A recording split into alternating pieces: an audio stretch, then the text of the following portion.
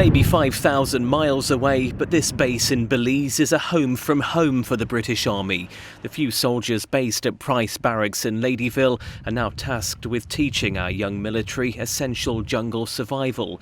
And as Britain ends its combat mission in Afghanistan, jungle welfare instructors like Sergeant Rob Cowan from York hope more soldiers will be put through similar training to this. It's great for the company to hone the skills and practice the basic low-level skills and drills that some of them have not practiced since they left training establishments, really. Hopefully Belize is going to expand a bit more.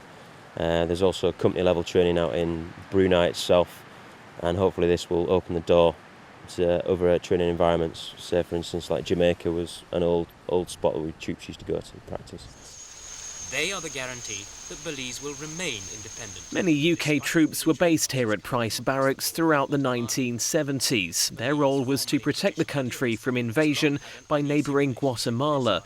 The country gained independence in 1981, with the main UK force leaving in the mid-90s. Only a handful of British military remain on site today. It takes the troops about an hour to reach A1, the operations centre for this exercise, and then another 30 minutes off-road before they find themselves under the thick canopy. We might be deep inside the jungle here in Belize, but welcome to the soldiers' makeshift classroom where they're learning basic things like how to start a fire and to hunt for water if they get cut off from civilization. And then over here, we've got a campfire as well, where they're also learning how to prepare food in this jungle environment.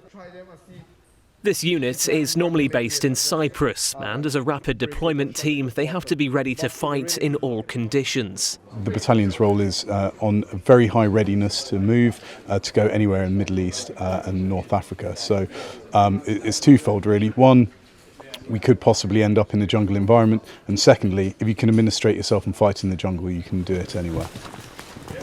They're used to the heat, but the myriad of malaria-bearing mosquitoes, along with spiders and snakes, is something totally new. It's okay. It's not too bad. There's a lot of mosquitoes. We haven't had too much rain. It's the dry season here now. But a lot of mosquitoes, sandflies, and a lot of stuff trying to eat you. The soldiers, some as young as 18, are also learning how to build shelter within the jungle. They'll be facing a 48-hour survival test in the next few days.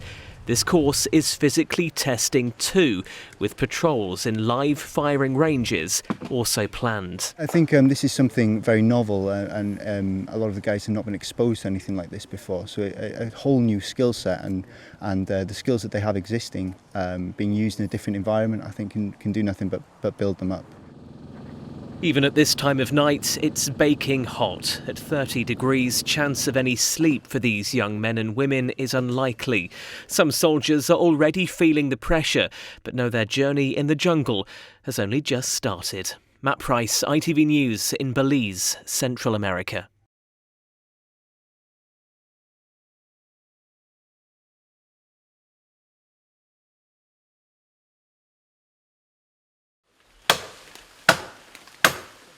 Deep in the jungle of Central America, and for these soldiers, basic survival is perhaps their biggest test. Sourcing food and water among the most difficult of tasks. And now they face a 48-hour exercise to see how they fend for themselves once left alone. Currently, we're building a shelter because last night, obviously, it rained and we didn't get round to building it. We've got the fire there, which is a key element to survival, the heat, and then we can cook our food. Just establish comms, just an improvised antenna. And they've given up all luxuries that they might be used to back at their base in Cyprus. These men and women aren't able to shower, there are no toiletries. Any mild scent could give their position away to an enemy. The training is led by Major Sean Kane from Wathapondern. Some of us have never been in an environment like this before. The first few nights is fairly scary because we're telling them all the creepy crawlies, the snakes, the spiders and the animals that could potentially injure them or kill them. So the first few nights are fairly scary for them, but they'll get used to it and they'll come on in leaps and bounds. To do a jungle knot. Anyone who's done this before knows sorting your bed for the night is the first thing you do. Make sure the tree's sturdy itself, otherwise you'll get in there and it'll fall down. wrap it around the tree twice and then just lock it off. Setting up the campsite or harbour area involves a complicated series of knots and a bit of good luck. The sleeping arrangements here blend into this jungle environment, and the soldiers sleep within these hammocks slung between the two trees with a mosquito net on top to keep out the big creepy crawlies at least, and then on top a rain cover to try and keep you dry. But it isn't the weather that the soldiers really need to worry about here. It's the rattlesnakes and howler monkeys that come to life in the middle of the night and do their very best to stop you from having a good night's sleep. This is a chance for the soldiers to put the skills they've learned in Belize to the test. The theory being, if you can survive in the jungle, you can anywhere. These young men and women are prepared for frontline battle, but for some, the creepy crawlies are still their biggest fear. There was one bloke that was a bit panicky about that, but I mean, the rest of us, we'd been to Kenya, so we kind of just got used to it there when they took our mozzie guns away from us. So. But the worry of large spiders and snakes will soon be the last thing on their mind. At first light, it'll be live firing practice across tough terrain. The intense training is designed to prepare these soldiers for whatever future missions abroad they may face. Matt Price, ITV News in Belize, Central America.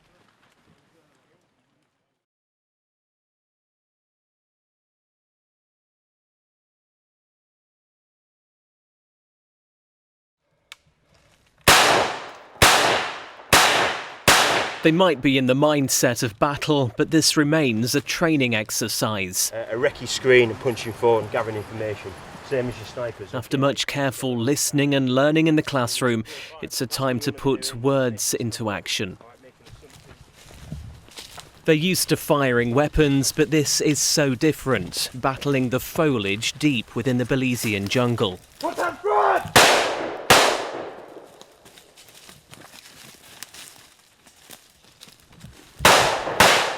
Right now today what we're doing is some live fire training. We start at the beginning where this morning we were zeroing the weapons, making sure everyone's shooting straight, and now, as you can hear in the background, that's one guy going down on his own kind of individual targets, and from there we can build up to moving as bigger groups, and eventually in the end we'll have a whole platoon's worth going through in one go.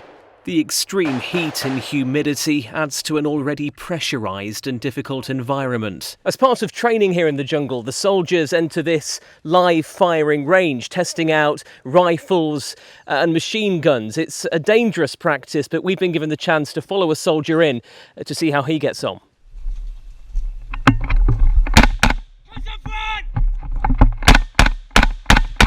They're trying to replicate being on a jungle patrol and coming into enemy contact at close range, aiming for targets buried within the thick foliage.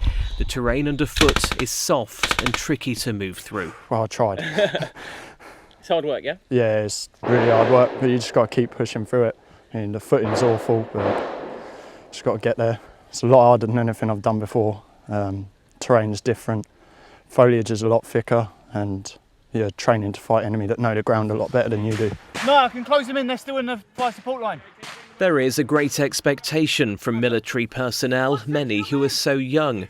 Private Ashley Ancrett joined the army after junior training in North Yorkshire. I joined at 16 at Harrogate, so gradually I'm 18 now, so I can go on to any kind of tours, anything like that. Obviously there's quite a lot of fitness involved, a lot of education, a lot of lessons on like weapon systems, stuff like that.